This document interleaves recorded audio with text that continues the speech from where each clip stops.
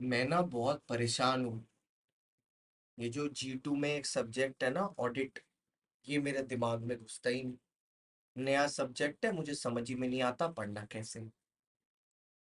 मैं छोटा सा गोपू, मेरा दिमाग खराब हो गया।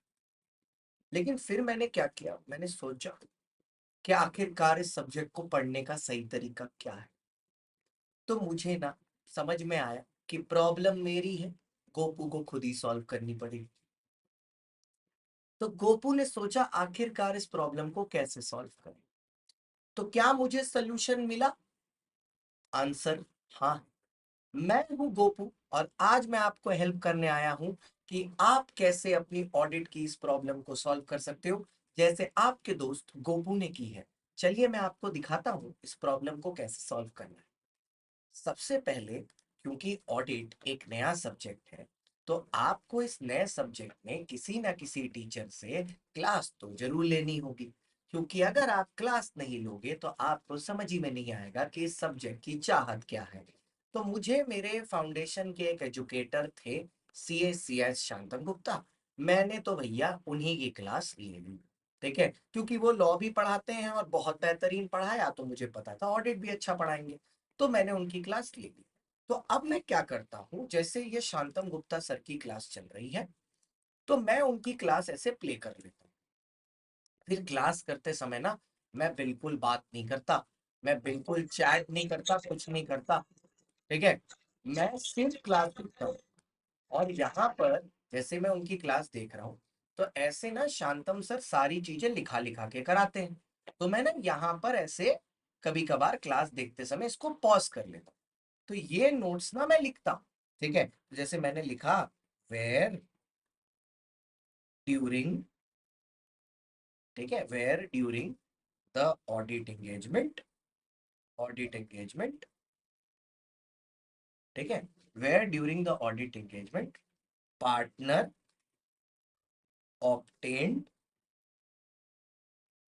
any information, any information that would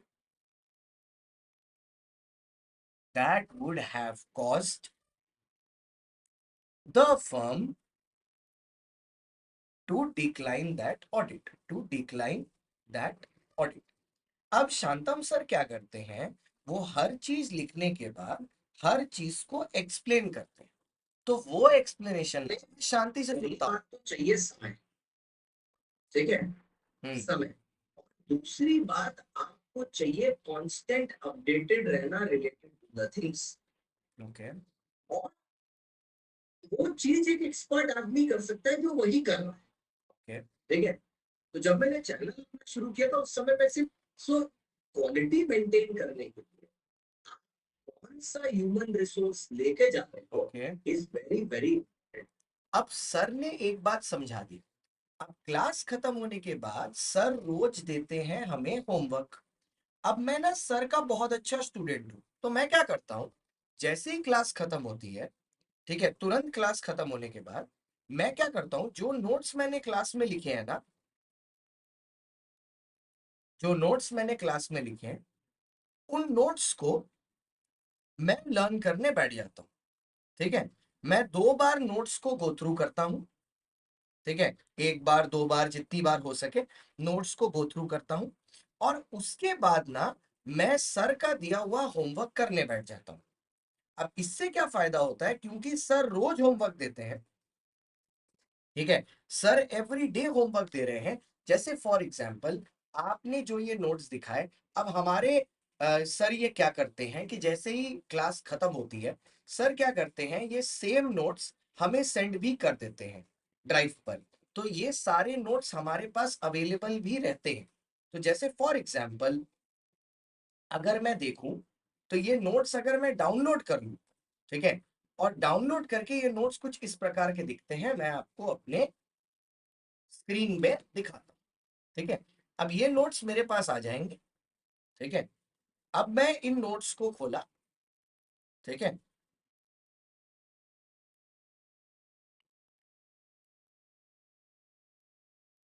हम्म तो अब अगर मैं स्क्रीन दिखाऊं आपको, तो ये प्रोफेशनल स्केप्टिज्म सर ने पिछली क्लास में पढ़ाया था। तो अब मैं याद करता हूं ऐसे कि it refers to an attitude that includes a questioning mind. फिर मैंने बुक बन के it refers to an attitude which means a closing mind। means बोल दिया मैंने, नहीं नहीं includes बोलना है। so it refers to an attitude that includes a questioning mind। ये मैंने 2 बार पढ़ा। उसके बाद सर जो होमवर्क देते हैं उसका मैं आंसर लिखता हूं प्रॉपर। ठीक है, इससे मेरा एक कॉन्सेप्ट एक बार रिवाइज हो जाता है और इसके साथ साथ मेरी आंसर राइटिंग भी एक बार हो जाती है।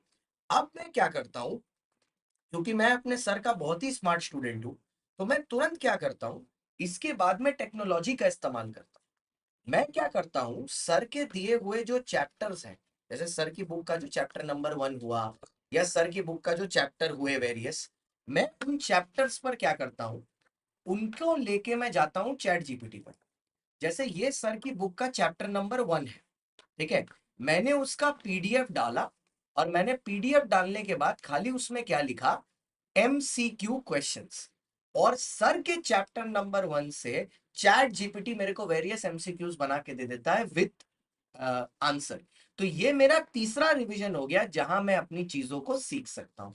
इस तरह से मैं हूं गोपू और मैं अपनी प्रॉब्लम सॉल्व करता हूं ऑडिट की। अगर मैं आपकी मदद कर पाया हूं तो अपने दोस्त गोपू को नीचे एक प्यार भरा कमेंट जरूर दे देना। और आज ही आप भी शांतम सर के साथ ऑडिट